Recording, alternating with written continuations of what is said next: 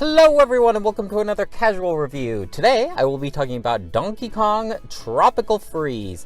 I have played this game previously on the Wii U and I got it for only $20, so I think that's why it's taken me so long to finally obtain this game for the Nintendo Switch, just because it's hard to justify that $60 price tag just to be able to play this game in handheld mode, even though I already own it. I think that's one of the main reasons why I still don't have the Mario Kart 8 Deluxe, even though I do have interest in playing that on the Switch. Is like, well, I already have it for the Wii U, but I feel like it's a recurring theme for my casual reviews nowadays where I end up getting gifted these first-party full-price games. So in this case, I got it for Easter. The Easter Brownie, he brought it for me in my Easter basket, so I'm pretty excited I was able to finally play this game handheld on my Nintendo Switch.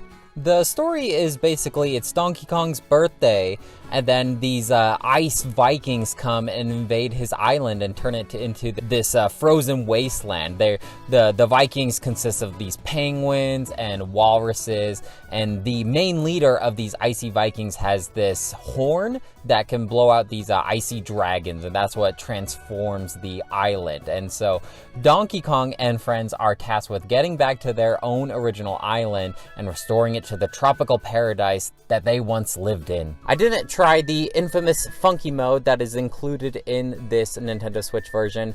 Funky Mode is basically you can play as Funky Kong, and it's kind of like an easier mode to play through this game for the less 2D platformer abled, if you will. But I just decided to play through it as Donkey Kong, as you cannot switch between Funky Mode and regular mode at will. You are pretty much locked in as you load in your game file. Very similar controls to Donkey Kong Country Returns. I did a casual review for this last year on the 3DS.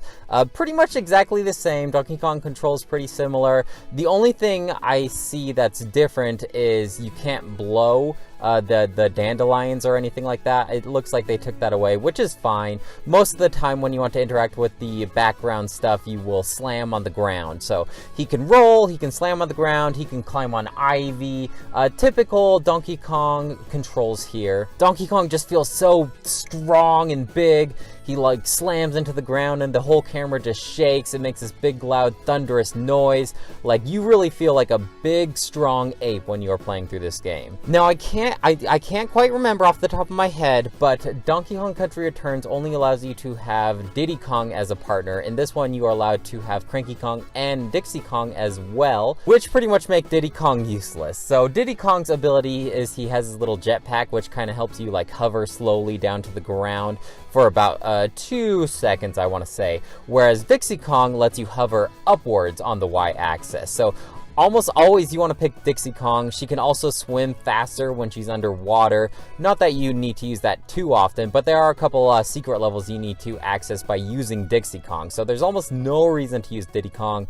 I can see why a lot of people favor Dixie Kong over all the other Kongs. I had a great time with Cranky Kong as well. He has this ability where he can pogo stick on his cane, which makes him immune to spike damage, which is really useful. It makes his jump damage do more, and it gives you some pretty good height on your jumps. So it's just fun pogo sticking around on the platforms. Most of the time I actually would pick Cranky Kong, but sometimes when it's just nothing but floating platforms, I would gravitate towards the Dixie Kong. And then, like I mentioned before, there are secret levels that you need Dixie Kong in order to access. Swimming in this game feels really good, but I'm still not crazy about swimming levels. There's a whole world where you are pretty much underwater most of the time, and I think in my platformers, I just prefer to have the gravity, to have the typical jumps. Swimming never really felt that amazing to me, but in this game at least Donkey Kong is able to like switch directions on the fly, and he controls really well, both outside water and in. Also, I'm not crazy about the oxygen levels whenever I'm underwater.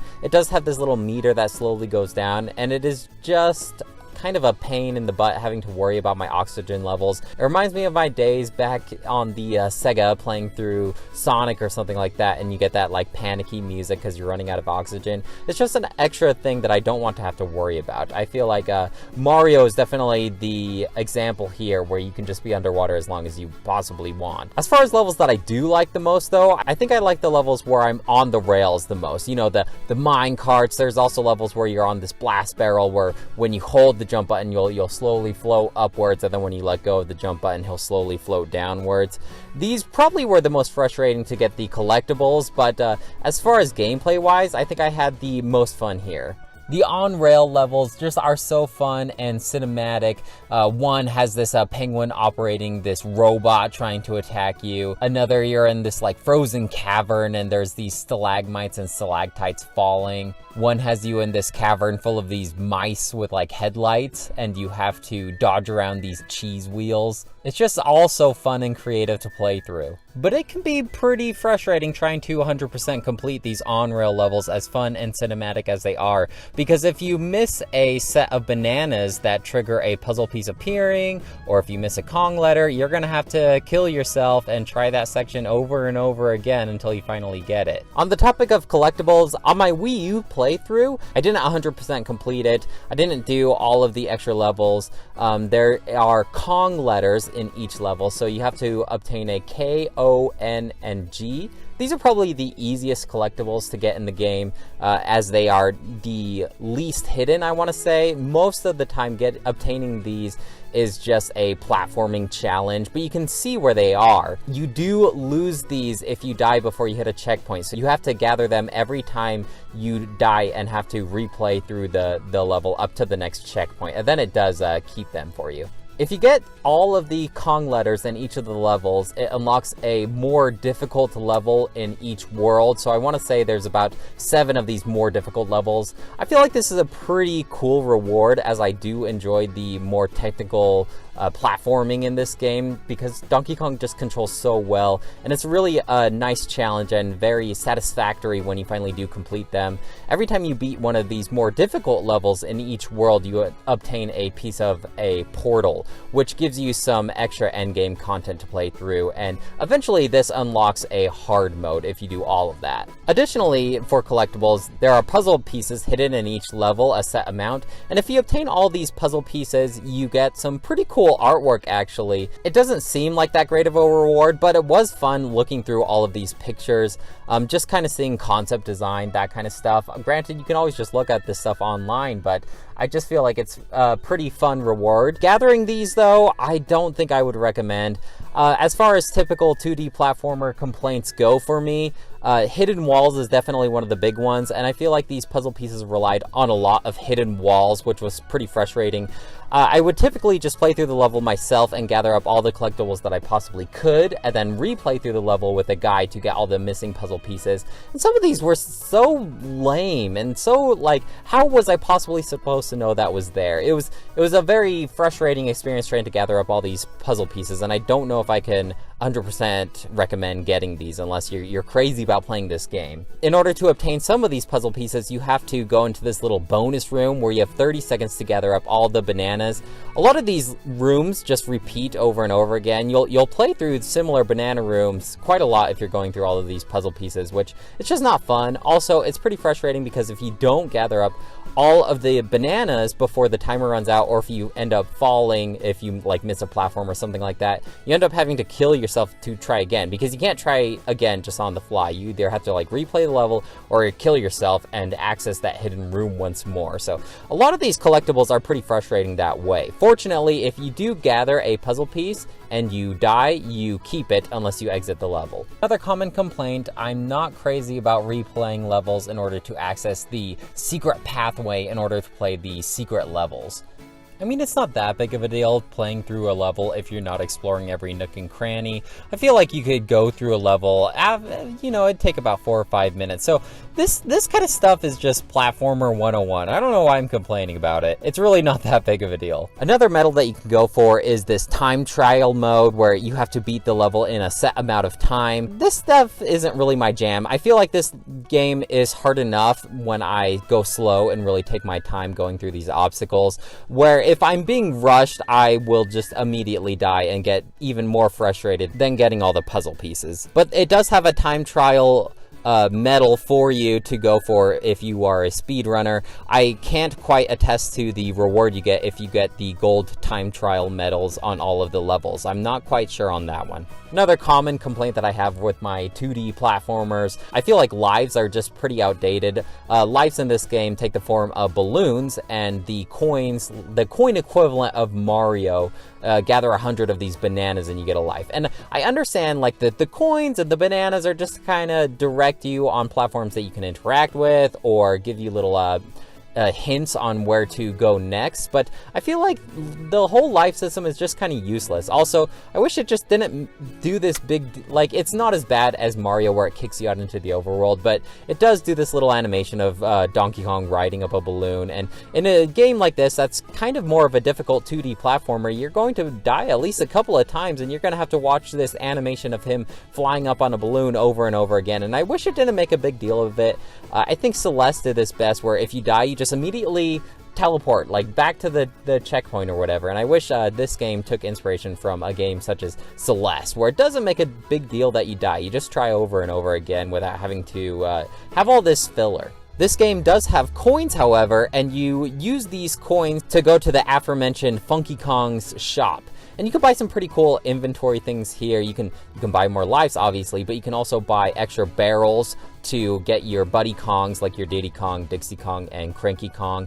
And you can store up these barrels and use them before you enter a level. So if I am having difficulty with this floating platformer level, I would load my inventory up with up to 3 Dixie Kongs, let's say. And every time I die, a Dixie Kong immediately appears back to me until I use up all 3 of these Dixie Kong barrels. I wish I could use my inventory just while I'm in the middle of a level, but I could see that being pretty easy to abuse, especially for like boss levels where each Buddy Kong gives you 2 additional hearts. So I could see why they would have you only be able to load it up before you enter a level. But for some of the harder platforming levels where I die to falling and not being hit by enemies and losing hearts and just having to burn through my barrels that way, it was just kind of frustrating because you either have to like tough it out just with regular Donkey Kong, or you have to exit out of the level and lose all your progress you had with your puzzle pieces to load up your inventory again and lose all your checkpoint progress.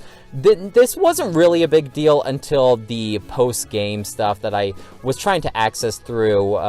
This is the stuff that's unlocked by getting all the Kong letters and doing all those more difficult levels. That's the only time that I really wish that I could access my inventory, but just a little gripe that I have.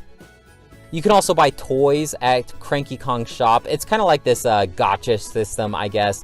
And basically you unlock these trophies similar to Super Smash Melee, if you're familiar with that, where I don't think it has a description about the toy itself, but it has the name of the toy. And you can kind of move the toy around, look at the toy, which is fun. I wish it was more like Yoshi's Crafted World, where if you already have the toy, you can't get it again, because it is possible to get duplicates of these toys. So if you are trying to 100% complete these games, you're going to have to spin these toy roulette systems over and over again in order to get them all. But let's get into some of the good stuff about this game, because this game is such a good 2D platformer. It's just such a lively world. It feels so organic. Donkey Kong he feels so fluid as he's cruising through these levels. It just is so interesting how they turn platforms and obstacles into part of what the landscape is. So let's say you're going through this like frozen tundra and you grip to the side of these icy blocks. Suddenly like the icy blocks will break and they'll spin around, and that's how you access to the next icy block. There's like this level where there's an avalanche and you have to jump between the platforms that are floating above the snow. Aesthetically, they look really nice. They have a couple of these levels where you're just like silhouetted. It's just the black outline of Donkey Kong and only his red tie is standing out. Each of these Buddy Kongs also have a defining color feature that sticks out over their like black silhouette. Just a lot of fun examples like that where you're just interacting with the environment in such a clever and creative way. I feel like the level design in this game is just so fun, and it's fun to be in. The music is absolutely amazing. There's a lot of upbeat tracks, and then a lot of the chill, smooth tracks. When you're underwater, it's just this chill tune, like maybe some light piano. There's a level called Grassland Groove, which is my absolute favorite level, where the trees are just dancing to this upbeat music. These like giraffe Lion King puppets that you have to grab and jump between.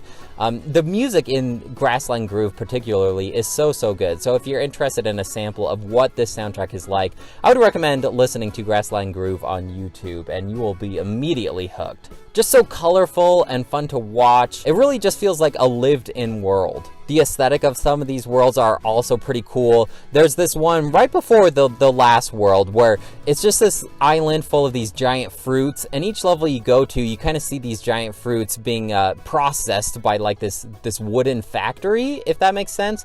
And the first level might have these giant fruits being gathered. The second world has these giant fruits being chopped up. The third world has these fruits being turned into juice. The fourth is the juice being turned into these this like gummy jello. And then the next level is this jello being turned into popsicles. And then the final boss, he's licking one of these popsicles. So it's just fun going through all these levels, seeing the creative designs that they have going for them. The rhino is back from the original Donkey Kong Country. I think he's in Donkey Kong Country Returns as well. None of the other animal friends from Donkey Kong Country are, though.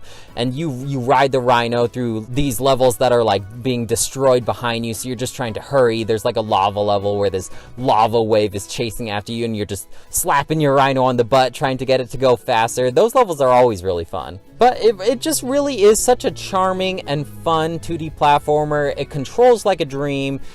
Probably at least one of the top 3 2D platformers that you can have on the Nintendo Switch. I know it's hard to justify that $60 price point, especially when it's only $20 on the Wii U, but if you only have a Nintendo Switch, or if you want to play it on handheld, I can heartily recommend getting Donkey Kong Tropical Freeze. I will give this game a 5 out of 5. It holds up now just as much as it did 5 years ago. Well guys, that's it for me. Let me know if you have any questions or comments about Donkey Kong Tropical Freeze or Donkey Kong Country, and I'd love to hear what you have to say. That should be it for me though. I'll talk to you later. Bye!